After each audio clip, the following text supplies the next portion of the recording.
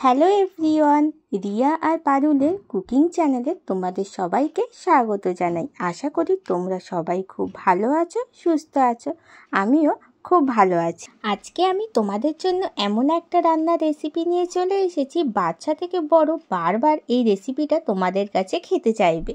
প্রথমে আমি এক বাটি ডালিয়া নিয়ে সেটাকে কড়ার মধ্যে 5 মিনিট ভেজে নিলাম। তারপরে এই ডালিয়া বানানোর জন্য যে সবজিগুলো লাগবে সেটাকে আমি কেটে রেডি করে নিলাম। এর জন্য লাগবে গাজর, আলু, কড়াইশুঁটি আর বিন কড়াই।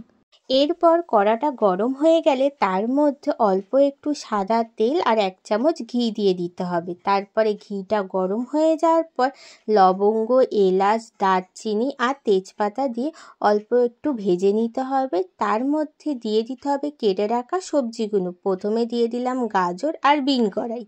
গাজর আর বিন কড়াই আস্তে আস্তে ভাজা হতে থাকলে তার আগে যে ভেজে রেখে দিয়েছিলাম ডালিয়াটা, সেটাকে ভালো করে জল দিয়ে ধুয়ে নিতে হবে। তারপর কড়ার মধ্যে আবার দিয়ে দিতে হবে আলুটা আর কড়াইশুঁটি।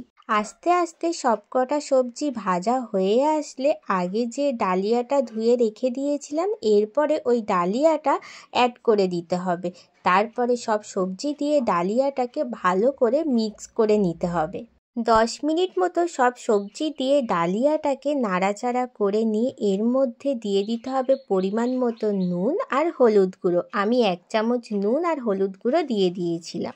আবারও সব কিছু ভালো করে মিক্স করে নিতে হবে। তারপরে এর মধ্যে 1 কাপ জল দিয়ে দিয়েছিলাম, কারণ আমি 1 বাটি ডালিয়া নিয়েছিলাম বলে তাই পরিমাণ অনুযায়ী 1 কাপ জল দিয়েছি। এরপরে আমি 1 চামচ স্বাদ মতো চিনি দিয়ে দিয়েছিলাম। তোমরা যদি কেউ বেশি চিনি খাও তাহলে তোমরা বেশি চিনি অ্যাড করতে পারো। তারপরে আমি ঢাকনা চাপা দিয়ে রেখে দিয়েছিলাম। মাঝখানে একবার ঢাকনাটা খুলে কাঁচা লঙ্কা অ্যাড করে দিয়ে তারপরে আবারও ঢাকনা চাপা দিয়ে রেখে দিয়েছিলাম। তারপরে দেখলাম আবার ঢাকনা খুলে যে একেবারে ঝুরঝুরে মতন আমাদের ডালিয়ার পোলাও রেডি হয়ে গেছে। তোমরা যেরকম পোলাও খাও মাঝখানে তো একবার খুলে দেখো যে জিনিসটা ঝুরঝুরে হয়েছে কিনা। আমিও একবার করে খুলে দেখছিলাম যে জিনিসটা ঝুরঝুরে হয়েছে কিনা। তারপর দেখলাম একেবারেই জলটা নেই, আমাদের পোলাও রেডি হয়ে গেছে ডালিয়ার। তাহলে বন্ধুরা, আজকের এই ডালিয়ার পোলাওয়ের রেসিপিটা তোমাদের কেমন লেগেছে সেটা কিন্তু আমাকে অবশ্যই কমেন্ট করে জানাবে। আর যদি ভালো লেগে থাকে লাইক, শেয়ার আর সাবস্ক্রাইব করতে একদমই ভুলবে না। তাহলে চটপট বাড়িতে বানিয়ে ফেলো ডালিয়ার পোলাও।